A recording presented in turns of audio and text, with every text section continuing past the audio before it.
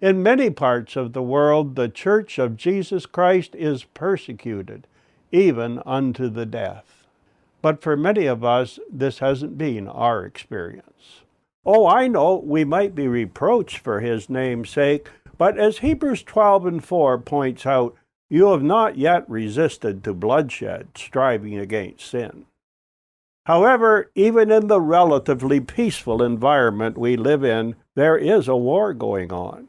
It cannot be seen by human eye, but nevertheless it is very real. And in Ephesians 6:12, the curtain is literally drawn back on our true situation. For we do not wrestle against flesh and blood, but against principalities, against powers, against the rulers of the darkness of this age, against spiritual hosts of wickedness in the heavenly places. Yes, there's a war going on between light and darkness. And as in any battle, it's a good thing to know where the front line is. Yes, down through the ages it has been customary for opposing armies to draw up on either side of a front line.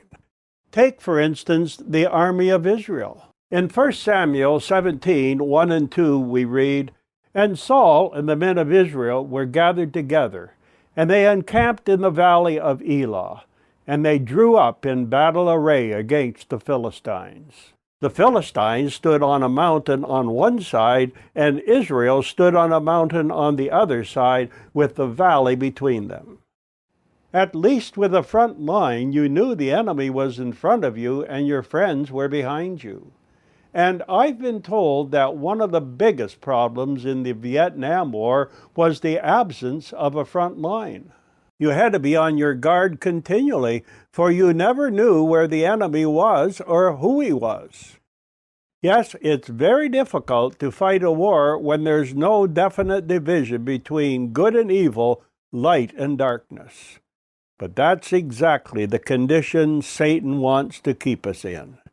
If he can keep Christians in the gray area, if he can blur the line between right and wrong, he has won the victory. But God doesn't operate in gray areas. And during his earthly ministry, God's Son refused to blur the line between good and evil. Oh, he was kind and forgiving, but he was also careful to identify his enemies both physically and spiritually. For instance, concerning the Jews, he made no bones about the side they were on. John 8:44, "You are of your father the devil, and the desires of your father you want to do." And in fact, in this chapter, Jesus talks a lot about light and darkness. For instance, in verse 12, he identifies himself as being on the side of light. In fact, he is the light. "I am the light of the world. He who follows me shall not walk in darkness, but shall have the light of life." Verse 23, "And he said to them, You are from beneath, I am from above. You are of this world, I am not of this world." And again in verse 38, "I speak what I have seen with my Father, and you do what you have seen with your father." And then we have those very revealing words spoken in verse 44, "You are of your father, the devil, and the desires of your father you want to do." And I find it quite ironic that when the religious leaders came to arrest Jesus, they operated under a cloak of darkness, both physically and spiritually. And not only that, but Jesus made it his business to point that out. Luke 22, verse 52. "Have you come out as against a robber with swords and clubs? When I was with you daily in the temple, you did not try to seize me. But this is your hour and the power of darkness." Certainly it was prudent to arrest Jesus while the populace slept, for their leaders knew all too well that the common people heard him gladly. But that wasn't the only reason. You see, they were operating under the power of darkness and under the direction of their father, the devil. And I don't think Satan could have been more obvious in his opposition than during the time around Jesus' crucifixion. However, even though we might not be as aware of his insidious presence, we must be ever vigilant and conscious of the fact that we must stand against principalities, against powers, against the rulers of the darkness of this age, against spiritual hosts of wickedness in the heavenly places. And as Ephesians 5 and 6 admonishes us, we must walk as children of light. But there's another aspect of being the children of light, and it's got nothing to do with war.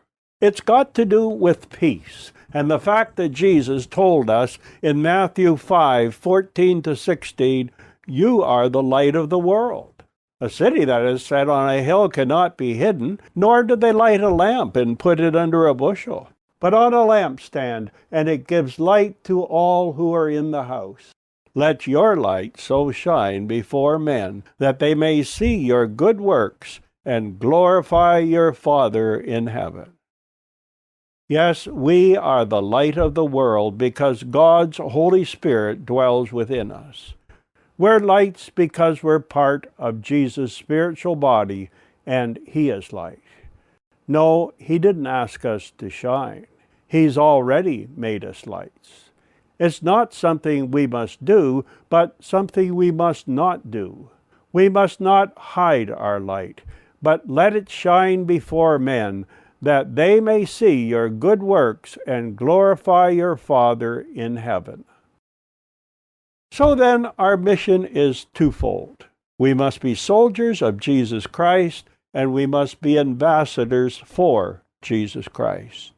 You might say, we have been given a commission very similar to Paul's.